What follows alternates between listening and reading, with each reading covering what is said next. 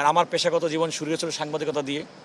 আমি ল পড়ার পাশাপাশি আমি সাংবাদিকতা করেছি। আলহামদুলিল্লাহ যে রাষ্ট্রের অ্যাটর্নি জেনারেল হিসেবে আমাকে নিয়োগ প্রদান করা হয়েছে। এটি একটি সাংবিধানিক পদ এবং এই পদটি অত্যন্ত গুরুত্বপূর্ণ, কারণ রাষ্ট্রের পক্ষে বর্তমান যে সরকার জনাব তারেক রহমানের নেতৃত্বে বাংলাদেশের মানুষের মধ্যে যে প্রত্যাশার জায়গাটি তৈরি করেছে, মানুষ প্রত্যাশা করে যে বিচার বিভাগের প্রতি মানুষের যে আস্থার সংকট সেটা ফিরে আসুক। বাংলাদেশে ন্যায় বিচার, মানবাধিকার, মানুষের সুবিচার প্রাপ্তির যে অধিকার সেগুলো সুনিশ্চিত হোক মানুষ প্রত্যাশা করে। এই প্রত্যাশা জায়গার পূরণের জন্যে আমার যে আজকে যে দায়িত্ব দেওয়া হয়েছে এই দায়িত্বটা আমি অত্যন্ত গুরু দায়িত্ব মনে করি এবং আমি একজন আইনজীবী হিসেবে সবসময় আইনের শাসন, মানবাধিকারের কথা বলেছি। আমি সবসময় নানা অনিয়ম অন্যায়ের বিরুদ্ধে সোচ্চার থেকেছি। একজন রাজনৈতিক কর্মী হিসেবে বিগত ফ্যাসিবাদ আমলে আমি সবসময় আন্দোলনে, যৌক্তিক আন্দোলনে সবসময় নিজেকে সমর্পণ করেছি। সুতরাং বাংলাদেশের আগামী দিনের রাষ্ট্র পরিচালনার ক্ষেত্রে যে সমস্ত অভিজ্ঞতা আমরা অতীতে পেয়েছি তেমন যেন অভিজ্ঞতা আমাদের আর না হয়, সেক্ষেত্রে আমার একটা প্রচেষ্টা থাকবে।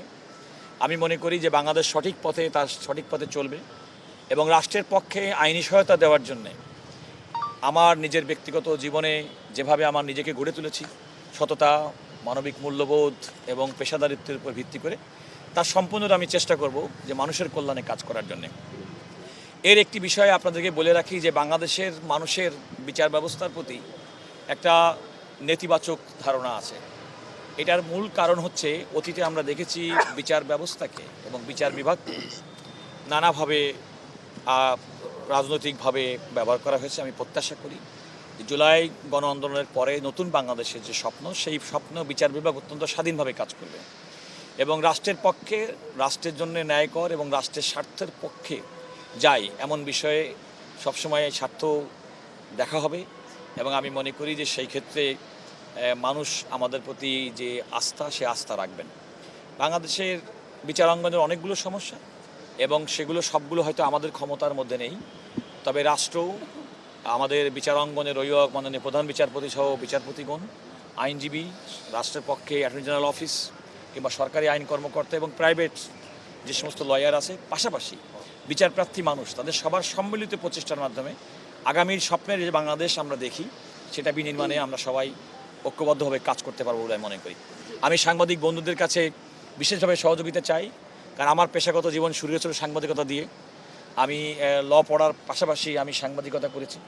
সুতরাং আমি আপনাদের মাধ্যমে দেশবাসীকে এই মেসেজ দিতে চাই যে বাংলাদেশের স্বপ্ন আমরা দেখি, আসুন আমরা সবাই মিলে সেটা গড়ি এবং আমরা বিচারাঙ্গনের মানুষের যে প্রত্যাশা, সে প্রত্যাশা পূরণে আমাদের পক্ষ থেকে সর্বোচ্চ যা করার তা আমরা করার চেষ্টা করব।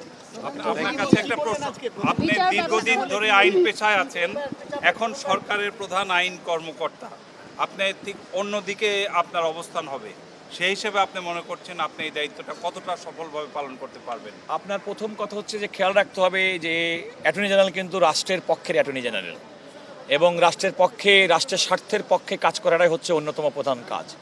একই সঙ্গে সরকারকে নানা বিষয়ে আইনি পরামর্শ দেওয়াটাও রাষ্ট্রের অ্যাটর্নি জেনারেল হিসেবে আমার কাজ এবং আমি মনে করি যে আমার নিজের অবস্থান থেকে রাষ্ট্রের পক্ষে, দেশের মানুষের কল্যাণে, রাষ্ট্রের বাইরে তো মানুষ না, এ মানুষকে নিয়ে রাষ্ট্র, সুতরাং জনগণের কল্যাণের জন্য যা প্রয়োজনীয় অ্যাটর্নি জেনারেল সার্ভিসের মাধ্যমে, আইনি পেরিফেরির মাধ্যমে, সাংবিধানিক প্রক্রিয়ার মাধ্যমে, সাংবিধানিক পেরিফেরির মাধ্যমে যা কিছু করা প্রয়োজন আমি আমার অবস্থান থেকে তা করার চেষ্টা করব।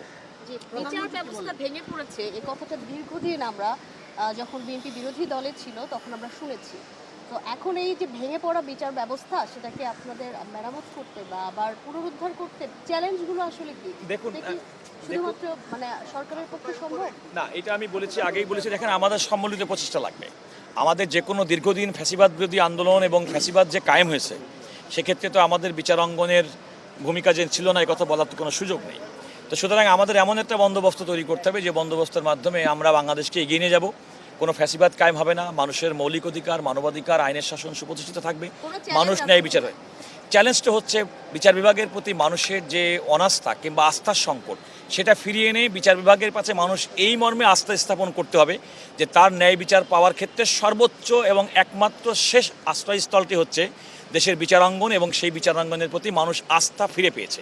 এটা সুনিশ্চিত করাটাই হবে আগামী দিনের সবচেয়ে বড় চ্যালেঞ্জ। আমরা এরকম কোনো আলোচিত ঘটনার নজির দেখতে পারবো, যেটার বিচার আসলে মানুষ খুব দীর্ঘ বছর ইট ধরে ইজ টু কাঙ্ক্ষিত আর্লি হয়ে টু আছে? Comment, it is too early two comment, কারণ আমি তো মাত্রই আজকে নিয়োগপ্রাপ্ত হয়েছি এবং আগামী দিনের আমাদের পথ চলায় আপনারাও সেক্ষেত্রে দেখবেন।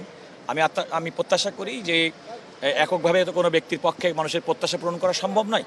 এটা একটা সম্মিলিত প্রচেষ্টা এবং সম্মিলিত প্রচেষ্টার জন্য সরকার, সম্মিলিত প্রচেষ্টার জন্য বিচার বিভাগের মাননীয় প্রধান বিচারপতি, অ্যাটর্নি সার্ভিস, প্রাইভেট লয়ার, সাধারণ মানুষ, বিচার প্রার্থী সবার সম্মিলিত প্রয়োজন দরকার, সম্মিলিত ঐক্যবদ্ধ প্রচেষ্টা দরকার এবং সেই ঐক্যবদ্ধ প্রচেষ্টায় আমি আমার সর্বোচ্চ চেষ্টা করব ভূমিকা রাখার জন্য। সবাইকে অসংখ্য ধন্যবাদ। থ্যাংক ইউ ভাই।